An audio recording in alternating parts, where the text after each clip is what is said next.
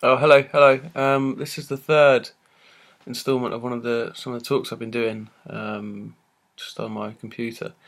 Um, yeah. I mean, I was just wanted to really cover something that was not really art based, but more like human, on a human level. About how I don't know how people treat, I guess like people that maybe have fallen from society to some degree. Some might call them skagheads in inverted commas, but I don't really like that term. I think it's a bit offensive, really. Um, but yeah, basically there was a situation outside of our work today. It was yesterday, and there was basically the situation was we had this lady was just sat there, and was completely drunk, completely gone, no real sort of. She didn't have she just no control of what was going on. Clearly in some kind of distress. A friend of mine came up and said something doesn't seem right with this lady downstairs. I'm not sure what to do. So when we went down there for our break, we were doing packages. So it was quite a hectic time. Obviously, business was taking over. That was important to try and get that done. Obviously, for day-to-day work. But this lady was outside and clearly in distress. So in that situation, I was sat there talking to her, trying to think of solutions of how we could make sure that she's okay, or how we can try and do that. And I think there was something that really concerned me a little bit. And that was kind of the instant dismissal straight away of this lady who, yeah, has probably made a lot of kind of wrong decisions, but at the same time, still a human being and still breathes, still lives, still has feelings and has doubt. I remember she was telling me about all the things that she's done, and the look of just she was exacerbated, which was almost like she just realised what happened and what she'd done. And obviously, human nature is prone to mistakes, and that's how we learn. But sometimes people make mistakes that are more impacted on their life than others. And I think sometimes we have the ability to look down on people like that because they maybe have fallen from grace, and actually and they don't have any sort of commitment to a society, which is just a real shame to look at people that way. Because actually, if you think about it, that's a person. They're living, breathing, thinking, feeling. They are a person. There is good inside of them. If there's bad in them, you can tell there's bad in them. There's not bad in some people.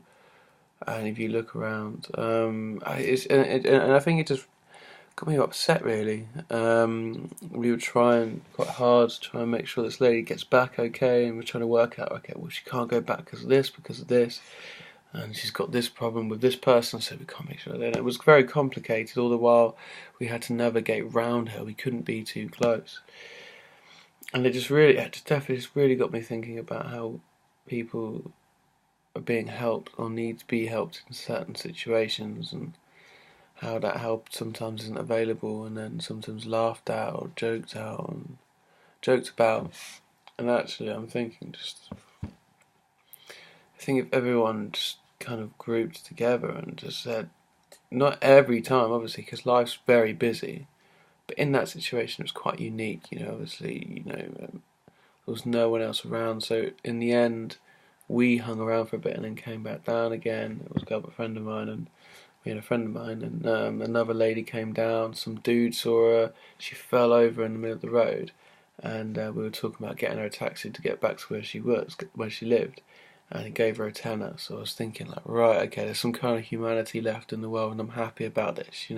People are seeing we're no longer the bystanders. We are the people that are actively trying to get people back up and running again. And it was things like that that really got me thinking that if everyone just did something like that, then our lives would be so much. People would be our human race would actually be good. You know what I mean? We wouldn't be so self motivated. We would actually be right. Someone's in help. Let's help them. And that really got under my skin, and I just couldn't do that. And it has got me thinking about a lot of things in um, the way we look at other people, maybe that are down and out, in some respects, or inverted commas. And it just made me really sad to see that. Because although her story was sad, I was more sad at the reactions and the jokes made after, because I just felt really just like felt uncomfortable with it. I really did. I felt like, mate, like it's just not right. It's not on, and don't make jokes about it. Because actually it then works out to be a reflection on you that does hurt, and people should judge the people making jokes over the people that are in that situation, because they are human. They are making those mistakes. That's fine. We can be there to help them to some degree. Not saying we can cure their problems, not saying we can do all that, but we can at least point them in a direction to get back. You know what I mean? Restore some of their faith when they've maybe run into hard times. And it really got me thinking about. I mean, I'm really like baffled about the homeless situation in most places, and the attitudes towards homeless people is disgusting. We were outside in the pub. We were talking to some dude. He had crutches, and his leg was completely battered. He had to have a whole new kneecap. And these people on a night out just kicked his knee in. And when we were listening to the story, we were just absolutely like, what? I think I'm not a fighter, but if I saw that, I would have definitely gone and done something. I wouldn't have cared if they beat me up. I would have gone mad, because that's horrible. That's assault, and no one cares because they're homeless. And that's the reality of the situation. Unfortunately, and everyone says, but they're probably completely high up on drugs. They're probably alcoholics. They're probably all of this stuff. And I would say back to people that say that, would you blame them? Do you really blame them? These people, they need to survive. Alcohol is a cheap way to survive because it gives you a sense of adrenaline, it gives you a sense of purpose, it gives definition, it occupies your brain. You know what I mean? It can prolong eating. It can do all these things, and then obviously drugs come in, and they then occupy you as well. People don't realise we're so privileged, we're so happy, we're so wrapped up in cotton wool that we will never even imagine how it feels. And that's credit to us. That's credit to us, but we have to acknowledge that there's a problem. We have to acknowledge there's a problem in every area. So if I had money, I would always do that, but I think, no, that's not enough now. I actually want to make a point and just be like, look, I don't cook, but I can make some gnocchi, right? So what I'll do is, as a point, I'm going to go, I think I might maybe do it next week, cook some food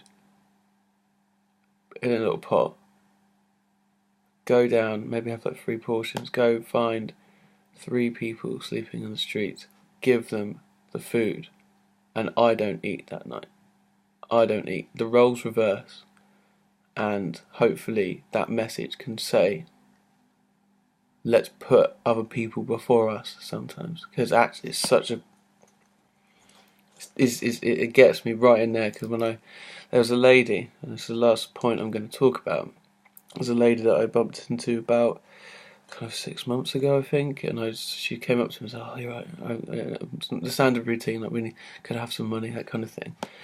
And I was like, "Yeah, sure. I've got like £2.50. That's fine." Yeah, gave her some money, and she was telling me about a story. I sat down with her, and she was saying that she'd lost all of her family weren't in this place.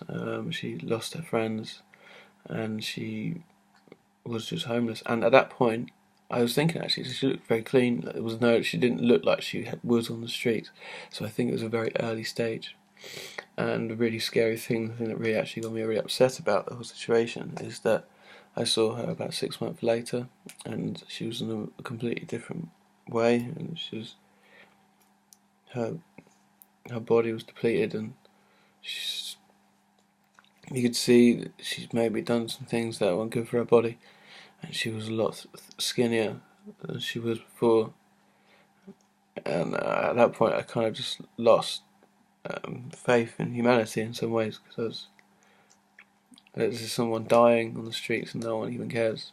And that's just really like, that's not the human race that I know, or the human race that I think, that lets people die in the street just because we think they're bums or we think they're alcohol abusers. This is a lady who's just lost her home, who had a nice job, and now she's on the streets, and now she's into these things because that's the only way to survive. It's a whole different way, and I guess I want to just try and make as many messages and as many statements to say, look, if you can help people in that situation, genuine people, not people that are just trying to scam you, because obviously there is a couple, but on the whole, that's not everyone they're trying to do. Just do it, man. Like, just do it. Find ways. Talk to them. I spoke to someone in Cardiff, sat outside a bank in Cardiff after work, and I was like, "Oh, you're right, mate." And I just saw him. I gave him 50p because that's what I had in my pocket. And I said, actually, instead of just giving him money and walking off home, I'm going to sit down and have a chat with him. I'm actually going to speak to him. I'm going to treat him like a human being. And I sat him down. I sat down with him and started talking about him. And he talked about how he, he talked about how he really wanted to get into maths. He was very clever, but he had no ways of getting into it. He couldn't afford any course fees and that kind of thing. And I was just trying to think, how I was saying, going through it. How can we try and get this sorted? How can we do this? I mean, and I was fully on board to help if I could do. You know what I mean? But at that point, I just didn't know if I had the things. And then his friends came along, and then I bumped into them. They're really nice people as well. Like, mate, how's it going? Oh, it's Alex. Oh, nice to meet you. Nice to meet you. And then this dude came up to us and said, "Oh, excuse me, can you move on?" And I was like, a bit confused. And he had this little police badge, undercover policeman. He was just dressed in normal clothing, and and he was like, "Excuse me, who are you? Who are you?" And I was like, "Oh, I'm just having a chat. I just don't know what home from work. Just having a chat." They asked to see my ID, and I was just like, you need to see my ID. I'm just sat here talking to somebody. And then they were like, "We've had some complaints outside about these people standing outside, and you need to move on."